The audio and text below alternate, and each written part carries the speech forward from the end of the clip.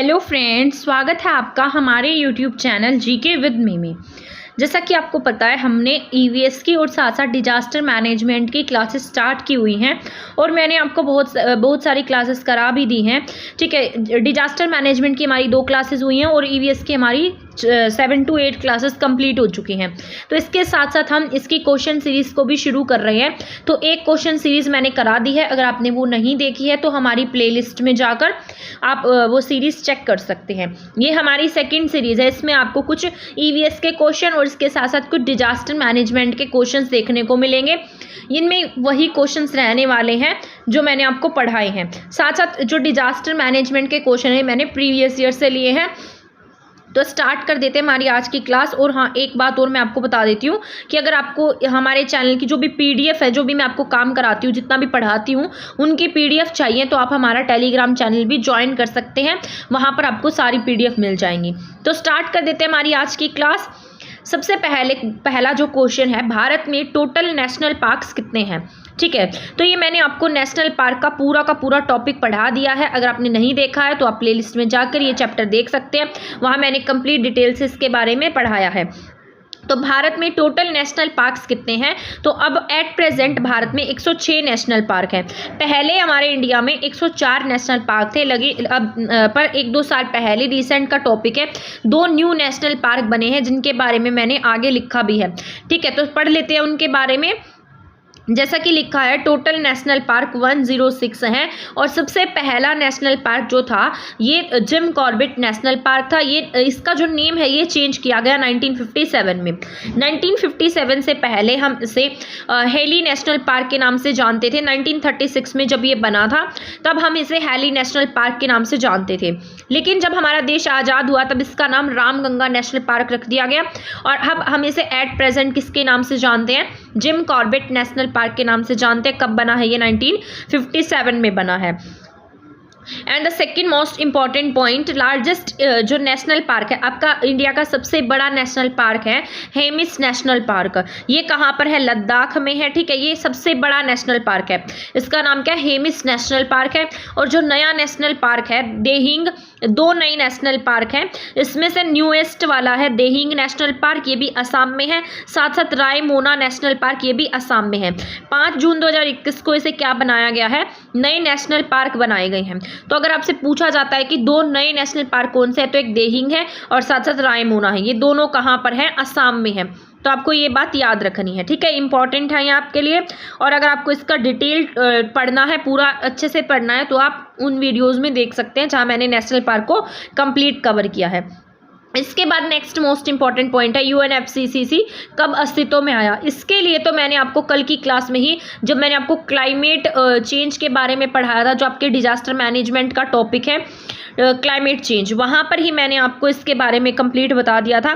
तो जो आपका यूएनएफसीसी है ये कब अस्तित्व में आया है?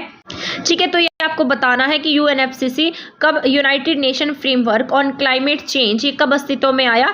1992 में अस्तित्व में आया है। ठीक है, इसके बारे में भी हम जान लेते हैं। United nation framework on climate change, इसकी फुल फॉर्म क्या है? United nation framework on climate change. UNFCCC जो है 1992 में बना था, लेकिन इस पर जो सभी कंट्रीज़ हैं उन्होंने साइन कब किए हैं? 1994 में किए हैं। तो ये बात आपको याद रखनी है। पहली बार बना कब है? 1992 में बना है। इस पर साइन कब किए गए हैं? 1994 में किए गए हैं। इसकी जो फर्स्ट कॉन्फ्रेंस है ये 1995 में हुई है।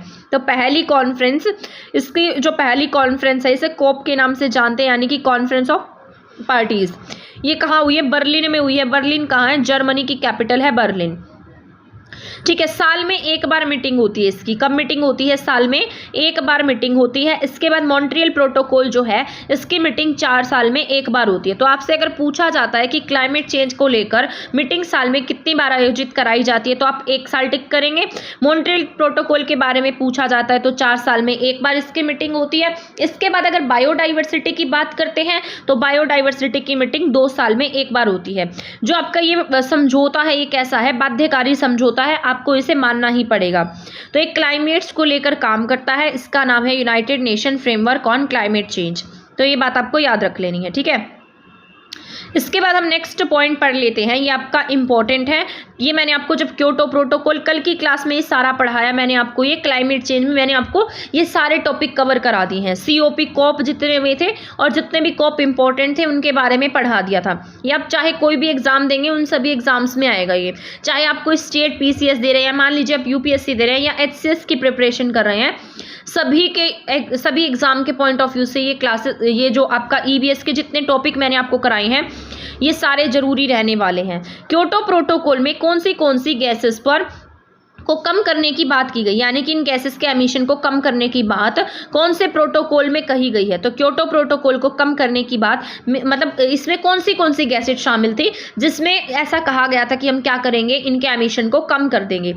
तो यहाँ पर carbon dioxide, methane, nitrogen oxide, sulphur, SF6, HFC, PFC या ऑल ऑफ दिस। तो इसमें 6 गैसेस थी जिनके एमिशन को कम करने की बात कही गई थी। तो इसका आंसर हो जाएगा आपका ऑल ऑफ दीज। ठीक है, तो इसमें ना 2 कंट्रीज के रूप में इसको डिवाइड कर दिया गया था। इसमें एक Annex 1 की कंट्रीज आती थी and second one is Annex 2 countries थी। Annex 1 में वो सभी कंट्रीज थी जो इंडस्ट्रियल देश थे, यानी कि जहाँ पर औद्योगिक क्रांति सबसे पहले आई थी या जिनका ज़्यादा योगदान था इन गैसेस के एमिशन में, तो उन कंट्रीज़ को Annex 1 में रखा गया। इसमें जो अमेरिकन कंट्रीज़ हैं जैसे ब्रिटेन है, USA है, कनाडा है, साथ साथ यूरोपियन यूनियन है। Annex 2 में बाकी जितनी भी डेवलपिंग कंट्रीज़ बच जाती हैं वो सभी आती हैं। तो क्योटो प्रोटोकॉल 1997 में हुआ है। ये कहाँ पर हुआ था? जापान के शहर क्योटो में हुआ था 1997 में। 2015 में ये लागू हुआ। अब आप सोचेंगे कि 1997 में मतलब ये लागू हो गया, मतलब 1997 में आया था, इसको लागू होने में इतना समय क्यों लगा? क्यों ये इसलिए लगा क्योंकि 2015 में इस पर किसने साइन किया? कनाडा ने। कनाडा तब तक मान नहीं रहा था इसके लिए कि मैं क्या करूँगा, ठीक है। तो यहाँ पर सॉरी 2005 आना चाहिए, मैंने यहाँ 2015 कर दिया है, तो यहाँ पे क्या आएगा? 2005 आएगा। ठीक है, तो आपको ये याद रख लेना है 2005 में ये किसने लागू किया है? 2005 में इस पर साइन किए गए हैं। किसने साइन किया है? ठीक है, तो ये 2005 आएगा। मैंने यहाँ गलती से यहाँ टाइपिंग मिस्टेक हो गई है, तो 2005 कर लेना आप इसे। ठीक है, तो ये 2005 को लागू हुआ है पूर्ण रूप से क्योंकि इस पर कनाडा ने 2005 में साइन किए हैं। कनाडा जो है वो इस पर साइन करने के लिए तैयार नहीं था, बट इसमें सभी की रजामंदी जरूरी थी जो कंट्रीज क्या कर रही हैं, सबसे ज़्यादा इन गैसेस का उत्सर्जन कर रही हैं, एमिशन कर रही हैं। Annex 1 के बारे में मैंने आपको बता दिया है, Annex 2 के बारे में भी बता दिया है। 2012 में यहाँ पर NF3 जो है इसमें 7वीं गैस ऐड की गई थी और कहा गया था कि ये गैस भी कैसी है? हानिकारक है। ठीक है, तो आपको ये सारी बातें क्योटो प्रोटोकॉल से रिलेटेड जो है याद रख लेनी है। इसके बाद हम नेक्स्ट पढ़ लेते हैं प्रोजेक्ट हुगुल। जो प्रोजेक्ट हुगुल है ये कब अस्तित्व में आया, यानी कि कब लॉन्च किया गया? तो जो प्रोजेक्ट हुगुल है ये लॉन्च किया गया है 1970 में। टाइगर प्रोजेक्ट 1973 में था। ठीक है, तो प्रोजेक्ट हुगुल जो है ये कब आया है? 1970 में आया है। हुगुल क्या है? ये जम्मू कश्मीर का स्टेट बर्ड है। क्या है ये? जम्मू कश्मीर का, इसे जम्मू कश्मीर का हम स्टेट बर्ड भी कहते हैं। ठीक है, तो ये हुगुल प्रजाति को बचाने के लिए लाया गया था और ये कहाँ पर लॉन्च हुआ, मतलब कहाँ लाया गया? दाजीग्राम नेशनल पार्क में। तो दाजीग्राम नेशनल पार्क के बारे में मैंने आपको डिटेल से बता दिया है। तो ये किसके कंजर्वेशन के लिए फेमस है? हुगुल के कंजर्वेशन के लिए ये फेमस है। ठीक है, इसके बारे में हम पढ़ लेते हैं कि हुगुल प्रोजेक्ट क्या है। हुगुल प्रोजेक्ट कब आया है? प्रोजेक्ट हुगुल इज 1970 दाजीग्राम नेशनल पार्क में आया है। ये कहाँ पर है? आपका जम्मू कश्मीर में है। किसके कंजर्वेशन के लिए लाया गया? हुगुल के कंजर्वेशन के लिए लाया गया है। स्टेट एनिमल है किसका? जम्मू कश्मीर का। 1993 में प्रोजेक्ट एलिफेंट आया है। इससे पहले वाली जो क्वेश्चन सीरीज थी उसमें मैंने आपको इसको कंप्लीट एक्सप्लेन किया था, माइक के बारे में भी बताया था कि माइक क्या है। 1992 में यहाँ पर प्रोजेक्ट वल्चर लाया गया है। ठीक है, जो गिद्धों के संरक्षण के लिए काम करता है। आपके हरियाणा के पंचकुला में भी जो वल्चर है इसका एक कंजर्वेशन सेंटर बनाया गया जो जिसमें बॉम्बे ने हेल्प की है। तो ये आपका इंपॉर्टेंट है। बायोडाइवर्सिटी कंजर्वेशन एक्ट कब आया है? आपका 2002 में आया है। तो ये सारी बातें आपको याद रखनी है। बायोडाइवर्सिटी का एक्ट कब आया? 2002 में आया है। प्रोजेक्ट वल्चर 1992 में आया है। एलिफेंट वाला 1993 में आया है। प्रोजेक्ट हुगुल इज इन 1970 में आया है। इसके बाद हम पढ़ते हैं, ये मैंने आपको पढ़ाया था जब मैंने आपको पहली क्लास पढ़ाई थी, तभी मैंने आपको इसके बारे में बता दिया था। जब मैंने आपको सारी की सारी बायोडाइवर्सिटी बताई थी, बायोडाइवर्सिटी के लेवल कितने होते हैं उन सब के बारे में बताया था। तो सबसे अधिक यानी कि सर्वाधिक प्रजातीय जैव विविधता कब होगी, ये मैंने आपको कंप्लीट फॉर्मूले से समझाया था। तो अगर आपसे एग्जाम में पूछ लिया जाता है कि सबसे अधिक प्रजातीय जैव विविधता कब होती है, तो यह कब होगी, जब इक्वल टू 1 होगा, ग्रेटर देन 1 होगा, नियर अबाउट 0 होगा, या नन ऑफ दीज। तो इसका आंसर क्या हो जाएगा, नियर अबाउट 0।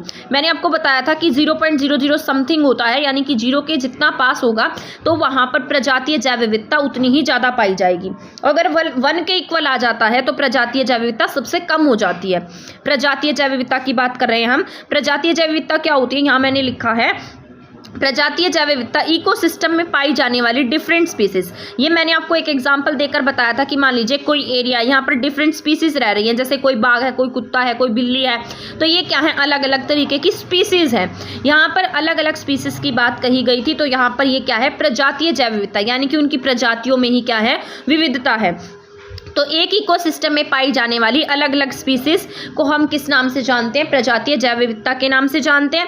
इसको हम फाइंड आउट कैसे करते हैं, इसके लिए मैंने आपको एक फॉर्मूला बताया था कि क्या होगा, कोई 1 स्पीसीज है किसी इकोसिस्टम में, कोई 1 स्पीसीज को हम लेंगे। जैसे मान लीजिए इकोसिस्टम है, इसमें ह्यूमन बींग रहते हैं, ह्यूमन बींग है और साथ साथ यहाँ पर बहुत सारे एनिमल है।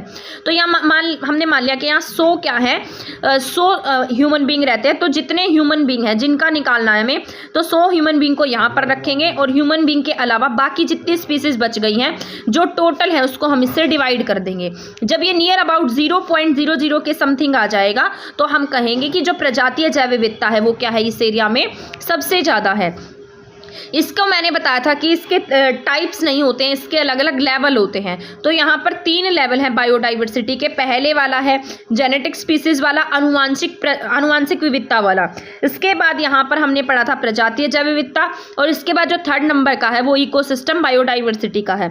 मैंने आपको बताया था कि जो इकोसिस्टम बायोडाइवर्सिटी है ये सबसे मतलब बड़े एरिया के लिए कवर किया जाता है, जैसे कंट्री का हो सकता है, वर्ल्ड का हो सकता है, ठीक है। तो यहाँ पर मैंने आपको ये सारा समझा दिया था। आई होप आपको ये क्वेश्चन समझ में आ गया होगा। इसके बाद हम नेक्स्ट पॉइंट पढ़ लेते हैं। National institute of disaster management is located in. जो नेशनल इंस्टीट्यूट है डिजास्टर मैनेजमेंट का वो कहाँ पर अवस्थित है, तो ये इसका पूरा नाम NIDM। तो NIDM भी हम इसको बोल सकते हैं। तो इसका जो हेडक्वार्टर है या इसका जो मैनेजमेंट का इंस्टीट्यूट है वो कहाँ पर है, आपके न्यू दिल्ली में है, दिल्ली में है ये, तो आपको याद रखना है, ठीक है। कब बनाया गया था ये, NIDM कब अस्तित्व में आया, यानी कि इसके लिए मैनेजमेंट के लिए जो आपदा मैनेजमेंट है इसके लिए एक्ट भी कब आया है, 1995 में। सॉरी, इसका जो हेडक्वार्टर है कब बनाया गया है, 1995 में बनाया गया है, ठीक है। हेडक्वार्टर कहाँ पर है, दिल्ली में है। 1995 में संसद के एक अधिनियम के तहत राष्ट्रीय आपदा प्रबंधन केंद्र का गठन किया गया। इसको 6 जनवरी 2006 को भारत के राष्ट्रपति द्वारा अधिनियमित किया गया। 2003 को होम मिनिस्ट्री के द्वारा इसे इनोग्रेट किया गया था, ठीक है। तो एक्ट जैसे एक्ट आता है उसको लागू होने में समय लगता है। तो ये सबसे पहले एस्टेब्लिश इसका हेडक्वार्टर कब बन गया, 1995 में बन गया है। अधिनियम कब लाया गया, 2006 में। और इसको इनोग्रेट किसने किया था, मनमोहन सिंह ने, ठीक है। तो आपको ये बातें याद रख लेनी है। इसके बाद नेक्स्ट पॉइंट है, रिक्टर स्केल पर 7 से लेकर 7.3 मात्रा का जो भूकंप है वो किसमें परिभाषित होता है, तो ये भूकंप जो है वो विनाशकारी होता है, बहुत ज़्यादा डिस्ट्रक्टिव होता है, ठीक है। तो हम इसे क्या कहेंगे, कैसा है, विनाशकारी है। 7 से 7.3 की मात्रा का जो भूकंप आता है वो कैसा है, विनाशकारी है, ठीक है। इसके बारे में कुछ पॉइंट लिखे हैं मैंने, जैसे भूकंप है तो 7 की तीव्रता वाला भूकंप 6 की तीव्रता से 10 टाइम स्ट्रॉन्ग होता है। यानी कि जो 7 की तीव्रता वाला भूकंप है, 7 की इंटेंसिटी से जो भूकंप आ रहा है वो 6 की तीव्रता से 10 गुना ज्यादा क्या होगा, स्ट्रॉन्ग होगा। और जो 7.3 इंटेंसिटी का अर्थक्वेक है वो 7 इंटेंसिटी अर्थक्वेक से 2 गुना स्ट्रॉन्ग होता है। यानी कि जो 7 वाला है वो 6 से 10 गुना ज़्यादा स्ट्रॉन्ग है, और इसके साथ 7.3 वाला जो है वो 7 से 2 गुना ज़्यादा स्ट्रॉन्ग है। तो ये कैसा होगा, 7 से 7.3 के बीच वाला विनाशकारी होगा। तो आई होप आपको ये समझ में आ गया होगा। अब यहाँ पर ये क्वेश्चन लिखा है मैंने, निम्न में से कौन आपदा के बाद का उपाय है, यानी कि आपदा आने के बाद में कौन सा उपाय हम करते हैं, यानी कि जब आपदा आ गई है उसके बाद हम क्या करेंगे, पुनर्निर्माण करेंगे, योजना बनाएंगे, पूर्व चेतावनी देंगे, क्षेत्रीकरण करेंगे। तो यहाँ पर इसका आंसर हो जाएगा पुनर्निर्माण, क्योंकि दोबारा से निर्माण तभी करते हैं जब आपदा से किसी चीज को नुकसान होता है, उसके बाद हम उसे रिकंस्ट्रक्ट करते हैं, ठीक है। तो यहाँ पर लिखे आपदा प्रबंधन में शामिल है, पहले उसकी रोकथाम के लिए कुछ उपाय करेंगे, न्यूनीकरण करेंगे, तैयारियां करेंगे, प्रतिक्रिया होगी, वसूली होगी, फिर पुनर्वास। सबसे लास्ट में क्या है, पुनर्वास है, यानी कि पुनर्निर्माण करते हैं। पुनर्निर्माण के लास्ट का स्टेप भी होता है एक विकास। तो ये आपका इंपॉर्टेंट पॉइंट है, ठीक है। तो हम यहाँ पर क्या करेंगे, पुनर्वास करेंगे या पुनर्निर्माण करेंगे। इसके बाद नेक्स्ट पॉइंट है आपका इंपॉर्टेंट है आपदा प्रबंधन 2005। तो आपदा प्रबंधन का जो एक्ट है वो कब लाया गया है, 2005 में लाया गया है। लागू 2006 में अधिनियमित किया गया था, ठीक है। 2003 में भी इस पर काम हुआ था डॉक्टर मनमोहन सिंह के द्वारा। तो ये सारी बातें हम पहले पढ़ चुके हैं। इसका एक्ट कब आया है, आपदा प्रबंधन एक्ट 2005 में आया है। हेडक्वार्टर इसका पहले बन चुका है, न्यू दिल्ली में बना है। इसका कौन सा खंड राज्य सरकार को राज्य आपदा प्रबंधन योजना तैयार करने के लिए बाध्य करता है? तो इसके लिए यहाँ पर, ठीक है, तो इसका आंसर हो जाएगा 23। तो यहाँ पर इसका आंसर है 23 खंड में क्या कहा गया है कि क्या करेंगी राज्य सरकारें, राज्य आपदा प्रबंधन तैयार करेंगी, उसके लिए योजनाएं बनाएंगी, ठीक है। तो यहाँ पर इसका आंसर ही लिखा है मैंने। इसके बाद आपका नेक्स्ट एंड फाइनल क्वेश्चन है, आपदा प्रबंधन योजना क्यों आवश्यक है? खतरे या जोखिम की रोकथाम के लिए, क्षमता निर्माण के लिए, बचाव और राहत के लिए, या ऑल ऑफ दीज के लिए? तो सभी के लिए क्या है, आपदा प्रबंधन करना जरूरी हो जाता है। तो इसका आंसर क्या हो जाएगा आपका, ऑल ऑफ दीज हो जाएगा। तो ये थी आपकी क्वेश्चन सीरीज। आई होप आपको ये समझ में आ गई होगी। अगर आपको लगता है क्लास किसी के लिए हेल्पफुल है तो आप इसे शेयर कर सकते हैं और वीडियो को लाइक करना, चैनल को सब्सक्राइब करना नहीं भूलेगा। थैंक यू, आपका बहुत